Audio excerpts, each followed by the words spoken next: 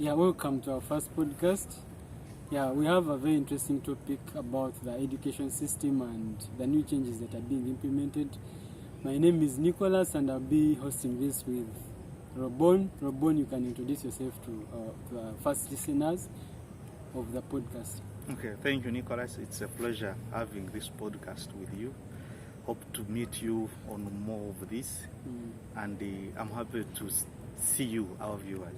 Yeah, we are definitely going to be doing more of these podcasts. So, the other day I was moving around and someone told me about this new program that is being rolled out in the education system, especially at high school level, in all-level students. They are saying that they want students to be studying from 8 a.m. in the morning to 2:35, and then after they use the remaining time to do other things. I don't know how far they have gone with the implementation, so if you could help us understand how far the implementation is going and whether it's going well, whether schools are embracing it or they are trying to defy it and focusing more on pumping knowledge into students and not allowing them to participate in co-curricular activities.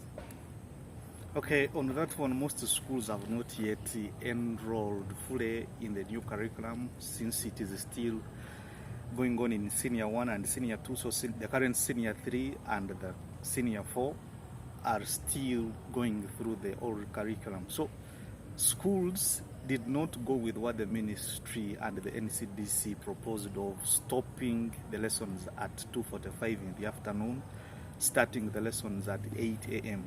And mostly it's because most schools do not have enough infrastructure, that when students are done with having lessons with teachers, they have nothing else and nowhere else they can push those students to. For example, most schools don't have enough books in the library, or they don't have a big enough library that can accommodate all the classes.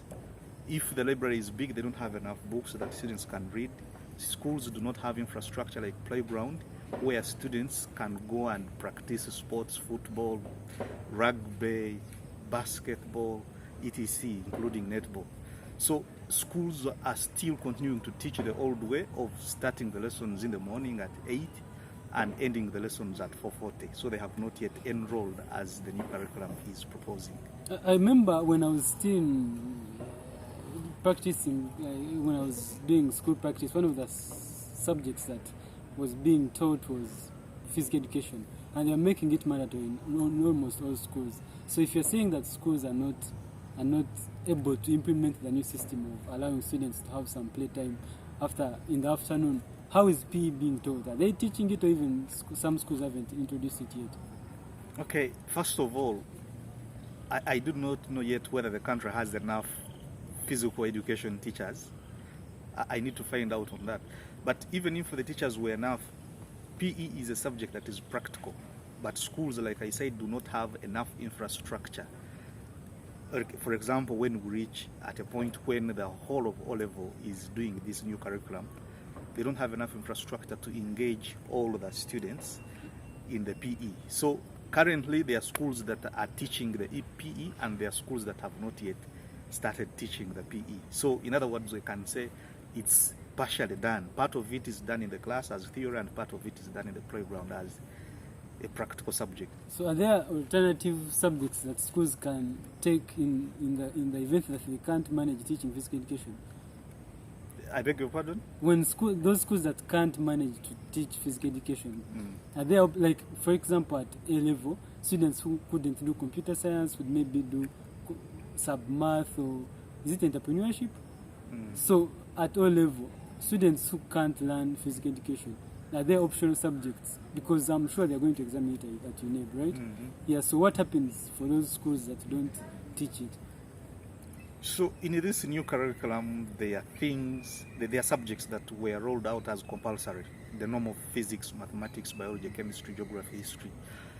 And then there are those subjects that are termed as vocational, agriculture, fine art. There are those subjects that are termed as, for example, in the group of literature, in the group of, and the like of such. So a student is supposed to do a subject from the two sides, maybe from the vocational and then from the other technical subjects, like for example the literature. Yeah, so the optional subjects. Some schools can decide not to teach PE, some can decide to teach it. PE is a what compulsory subject. It's compulsory. Yes. So now, those schools that do not have, are they teaching it at your place, or they are not yet teaching it? They are teaching it. But mostly the theory, right? Yeah. Oh, so now speaking of physical education, we are seeing more girls at, like last year, we talked about this earlier. Makerere admitted more girls than boys. And in countries where this is already happening, where girls are dominating more of higher education, they are saying boys are leaving school or failing to complete school because they are finding the whole education system boring. They no longer get enough time to play. Most of the education system is filled with female teachers whom they can't obey because it's very hard for boys to listen to women. So do you think that is a practical theory, or it's something that is happening? Do you think boys not getting enough time in schools is affecting their whole education lifetime, or it's the other reasons that are affecting the girls dominating the education system, as we've seen from previous admissions at Makerere University? Okay, that one needs us to first go back in time, starting with we can talk about the agrarian, what the roles of females were and what the roles of males were. In the agrarian, people, especially the man who had a family, would teach their children, if they are males, on how to hunt to bring food in the family. If they are females, they were taught by the mother on how to do home chores. Then from there we went to the Industrial Revolution, starting with the first, when they were inventing machines and assembly lines, that if someone was a blacksmith, he had to transfer those skills to their boys. If someone was a baker, he would transfer the skills of baking to their children. Then we went to the assembly line, the first industrial revolution, of mass producing things.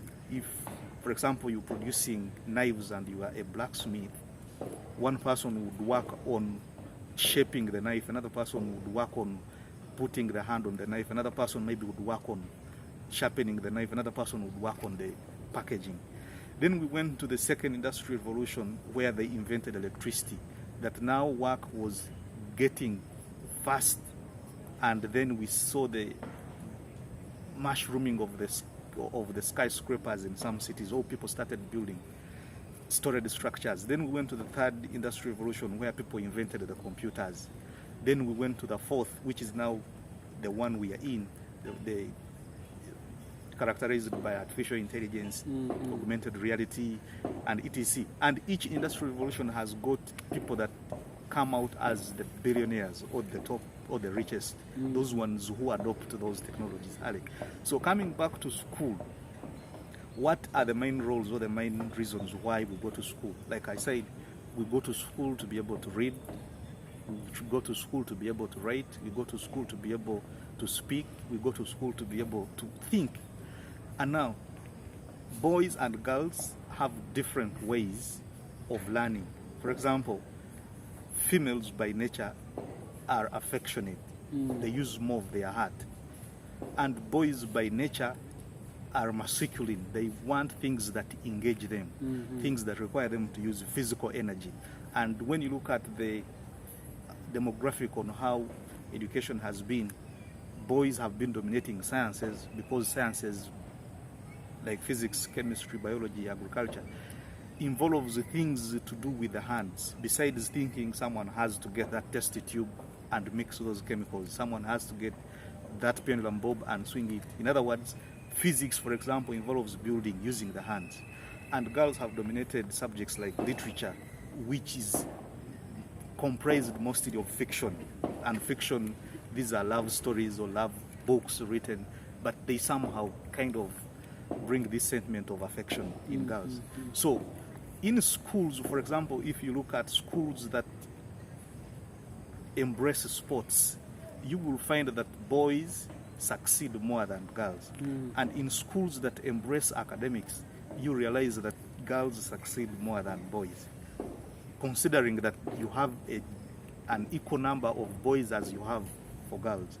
So the reason why we are seeing more girls at university, for example, enrolling, as compared to boys. For example, like he said, 51% of girls enrolling this year at Makerere as compared to the 49 for boys at the same. It means that boys are getting bored by the methods teachers are using currently in school, which is looking at students as grade-making machines.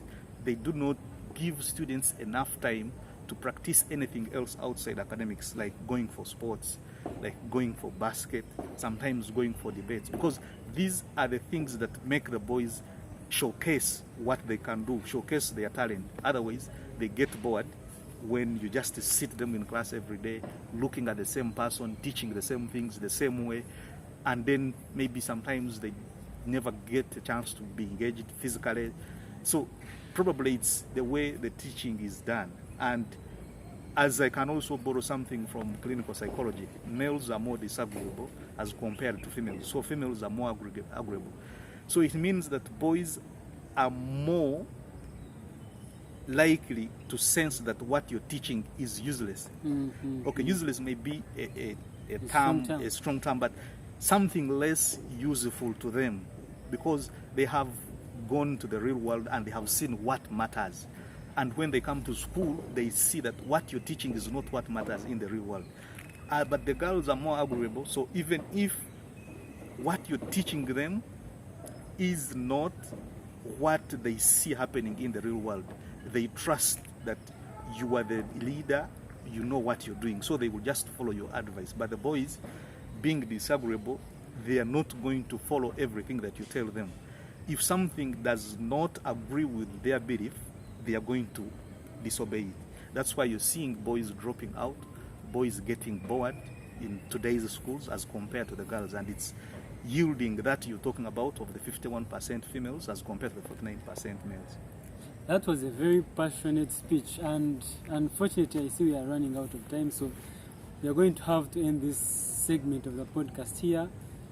The questions that you have, you can share them in our comment section, then we are going to have them recorded in the next podcast.